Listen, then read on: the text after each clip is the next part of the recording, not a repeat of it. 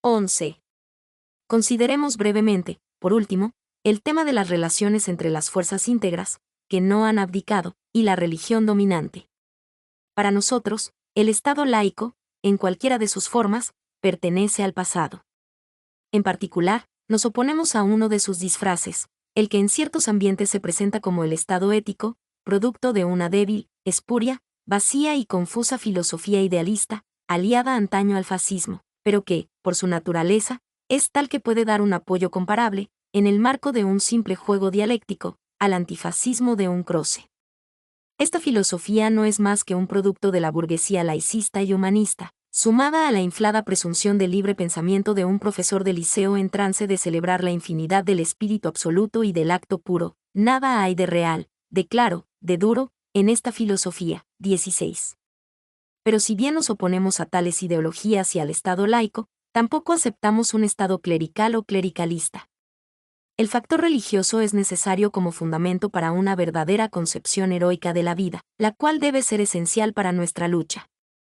Es necesario sentir en nosotros mismos la evidencia de que más allá de esta vida terrestre existe una vida más alta, ya que solamente quien siente de este modo posee una fuerza inquebrantable e indoblegable, y solo él será capaz de un impulso absoluto, mientras que, cuando esto falta, el desafío a la muerte y el desprecio de la propia vida es posible solo en momentos esporádicos de exaltación o en el desencadenamiento de las fuerzas irracionales. No hay disciplina que se pueda justificar en el individuo, sin un significado superior y autónomo. Pero esta espiritualidad, que debe estar viva entre los nuestros, no tiene necesidad de formulaciones dogmáticas obligadas, de una confesión religiosa determinada. El estilo de vida que debe desarrollarse no es, en modo alguno, el del moralismo católico, el cual no va más allá de una domesticación virtuista. 17. Del animal humano, políticamente hablando. Esta espiritualidad no puede sino sentir desconfianza hacia todo lo que puede deducirse de ciertos aspectos de la concepción cristiana: humanitarismo, justnaturalismo, igualdad, ideal del amor y del perdón, en lugar del ideal del honor y de la justicia. Ciertamente, si el catolicismo fuera capaz de apartarse del plano contingente y político, si fuese capaz de hacer suya una elevación ascética, y, si fuera capaz, justamente sobre esta base, como en una continuación del espíritu del mejor medievo de los cruzados, de hacer que la fe fuese el alma de un bloque armado de fuerzas, de una nueva orden templaria compacta e inexorable contra las corrientes del caos, del abandono, de la subversión y del materialismo práctico del mundo moderno.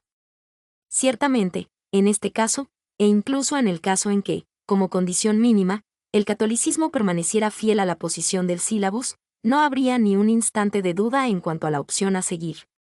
Pero tal como están las cosas, dado el nivel mediocre y, en el fondo, burgués y mezquino al cual prácticamente ha descendido en la actualidad todo lo que es religión confesional, dada la sumisión modernista y la cada vez mayor apertura a la izquierda de la Iglesia postconciliar del aggiornamento, para nuestros hombres bastará la pura referencia al espíritu, y valdrá precisamente como la evidencia de una realidad trascendente, que debe ser invocada no por evasión mística o como coartada humanitaria, sino para infundir nueva fuerza a nuestra fuerza, para presentir que nuestro combate no es puramente político, para atraer una invisible consagración sobre un nuevo mundo de hombres y de jefes de hombres. Estas son algunas orientaciones esenciales para la lucha en la que se va a combatir, escritas sobre todo con especial atención para la juventud, a fin de que ésta recoja la antorcha y la consigna de quienes aún no han renunciado, aprendiendo de los errores del pasado, sabiendo discriminar y prever todo lo que se ha experimentado y que aún hoy se experimenta en cuanto a situaciones contingentes.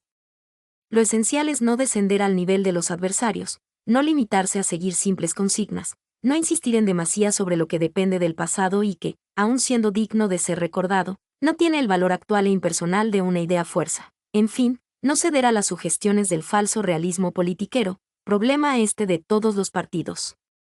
Ciertamente, es necesario que nuestras fuerzas tomen parte también en la lucha política y polémica del cuerpo a cuerpo, para crearse todo el espacio posible en la situación actual. 18.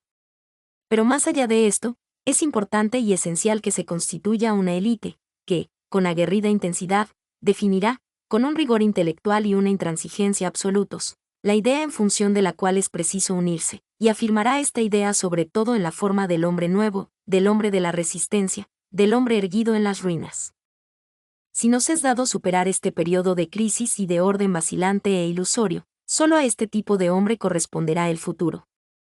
Pero incluso aunque si el destino que el mundo moderno se ha creado, y que ahora lo arrolla todo, no pudiera ser contenido, gracias a tales premisas las posiciones interiores permanecerán intactas. En cualquier circunstancia, lo que deberá ser hecho será hecho, y perteneceremos así a esa patria a la que ningún enemigo podrá nunca ocupar ni destruir. Notas. 1. La presente traducción corresponde a la edición publicada en 1950 de Orientamenti. No obstante, hemos indicado a pie de nota las variaciones que Evola introdujo en la edición de 1971. 2. El autor se refiere a la traición de Badoglio, jefe del Estado Mayor, que firmó el armisticio con los aliados en el norte de Siracusa, en Sicilia, el 3 de septiembre de 1943. 3. El punto 2 de la ed.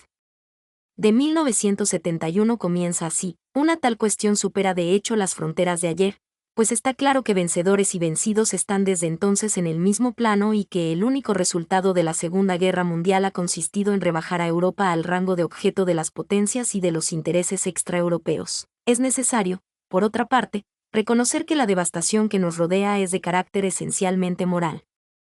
Nos encontramos en una atmósfera de anestesia moral generalizada, de profundo desarraigo, a pesar de todas las palabras de orden en uso en una sociedad democrática de consumo. El debilitamiento del carácter y de toda verdadera dignidad, el marasmo ideológico, el predominio de los intereses más bajos, la vida del día a día, he aquí lo que caracteriza, en general, al hombre de posguerra. Reconocer esto, etc. 4. En la ed. De 1971 se incluye aquí el siguiente párrafo. Por otra parte, en todo esto se perfila la realización de aquellos para quienes el fin aparece como un medio y el reconocimiento del carácter ilusorio de los múltiples mitos deja intacto lo que supieron conquistar por sí mismos, en las fronteras de la vida y la muerte, más allá del mundo de la contingencia. 5. En la ed. De 1971 este párrafo comienza así: estas formas del espíritu pueden ser los fundamentos de una nueva unidad. Lo esencial es asumirlas, aplicarlas y extenderlas desde el tiempo de guerra al tiempo de paz, etc. 6. La ed.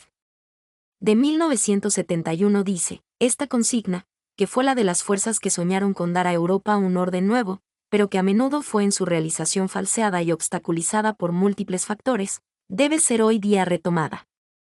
Y hoy, en el fondo, etc. 7. La ed. Del 71 dice: el único verdadero objetivo es la reconstrucción orgánica de la empresa, y para realizar este objetivo no es necesario recurrir a fórmulas destinadas a estimular, en el marco de sucias maniobras electorales y propagandísticas, el espíritu de sedición de las masas disfrazado de justicia social. En general, etc. 8. En la ed. De 1971 se añadió el párrafo siguiente: el sindicalismo, con su lucha y con sus auténticos chantajes, de los que no se nos ofrecen hoy sino demasiados ejemplos, debe ser proscrito. 9. En la ed.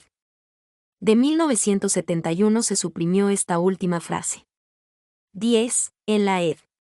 De 1971, la frase es ligeramente diferente. Es en este espíritu que deben ser estudiadas las estructuras de un nuevo orden político y social, de sólidas y claras articulaciones. 11. En la ed.